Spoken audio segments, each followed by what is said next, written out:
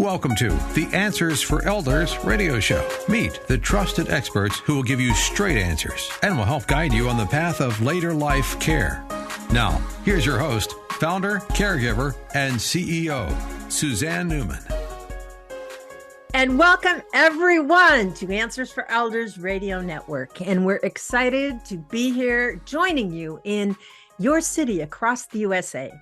We have been so lucky to have the most amazing experts come forward as we've been doing a special series called the Vitality Revolution.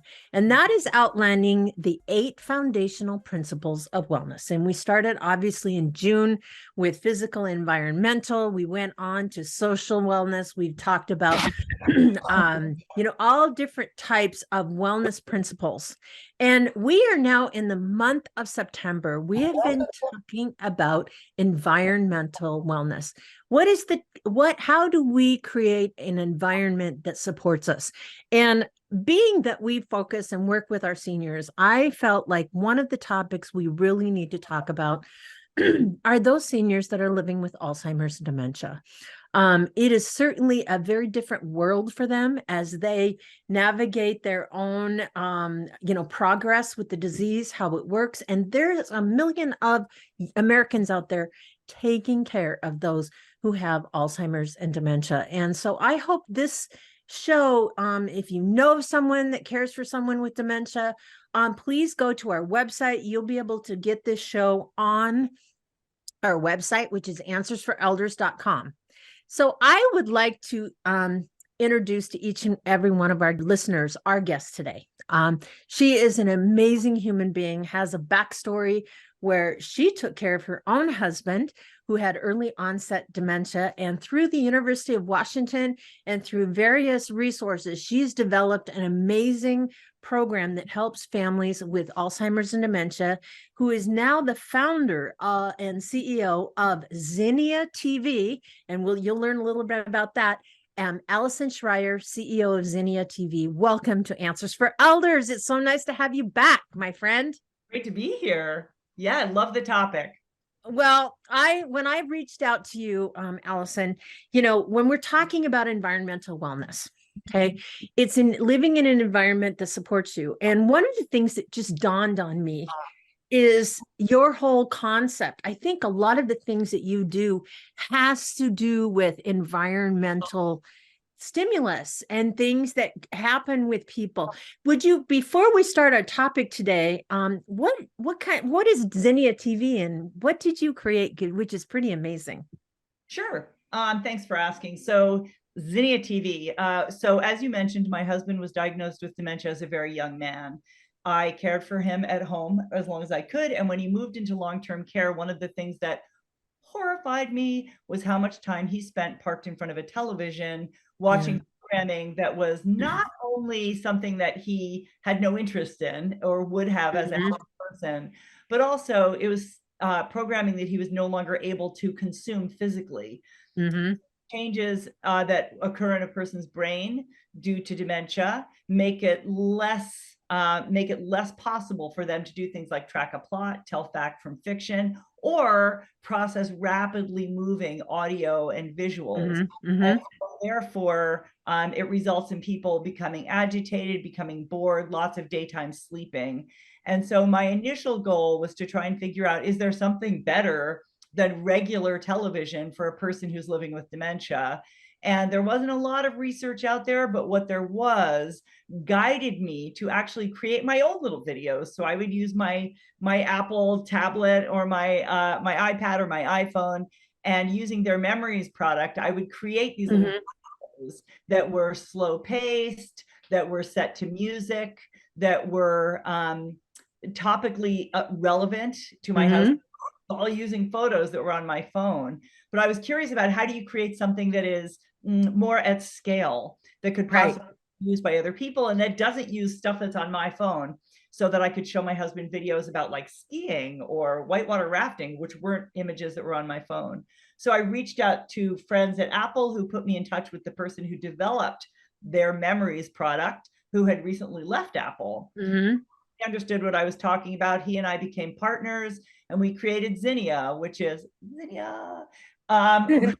which is a an app for mobile devices and connected TVs that a library of over 250 videos that not only create connection and engagement, but they also reduce challenging behaviors.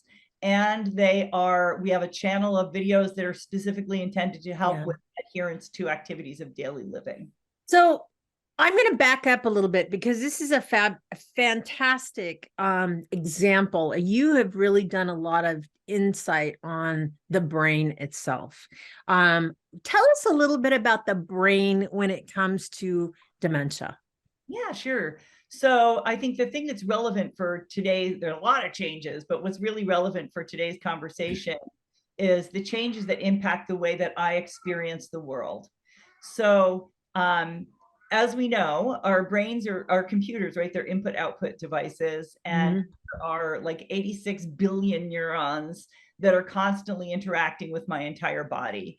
One of the things that happens with all dementias is that those neurons and the connections between the neurons start to die. And so that means that in a very simplistic way, we can think about it such that when I am taking data in, there's a whole bunch of communication that's happening within my brain, many, many, many neurons that are involved. Same thing when I am doing output, when I'm speaking, and same thing when I'm thinking. When those neurons and the connections between them start to die, the brain is still going to try and have this communication, neuron to neuron to neuron. But what's going to happen is it's going to go over here and it's going to go, bridge out. Let me go this way. Yikes, that bridge is out too. Let me go this way. And so the result is that our processing speed slows way down. It's not unusual for a person very early on in dementia to miss 1, 4 or 5 words that's spoken to them, because I'm working so hard to process word number 1, number 2, by the time I eventually start falling behind.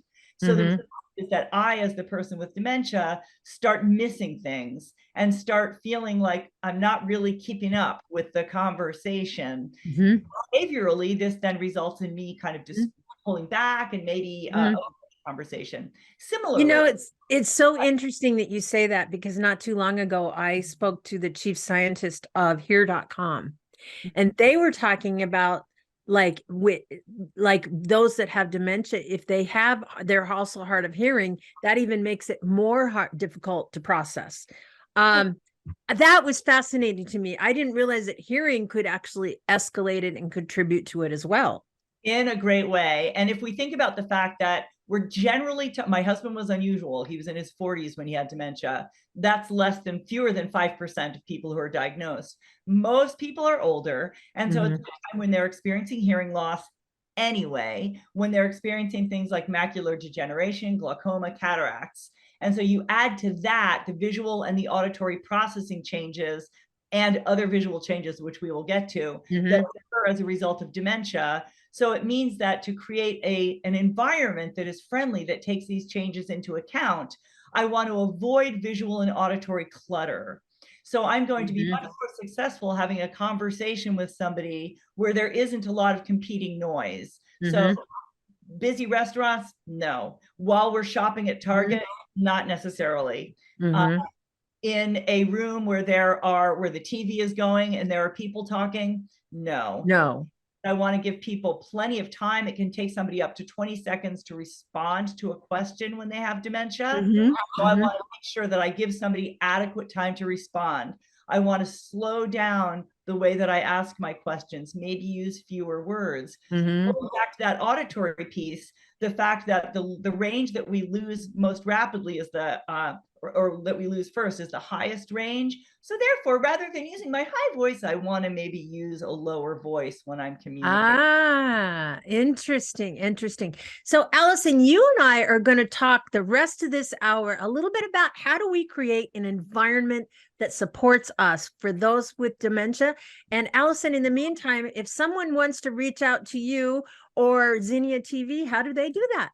Well, www.zinnia.com. And my email is Allyson, Allyson,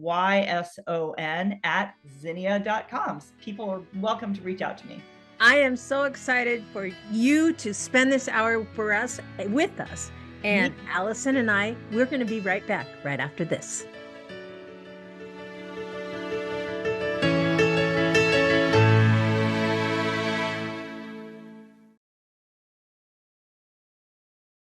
We at Answers for Elders thank you for listening. Did you know that you can discover hundreds of podcasts in our library on senior care? So visit our website and discover our decision guides that will help you also navigate decision making. Find us at answersforelders.com.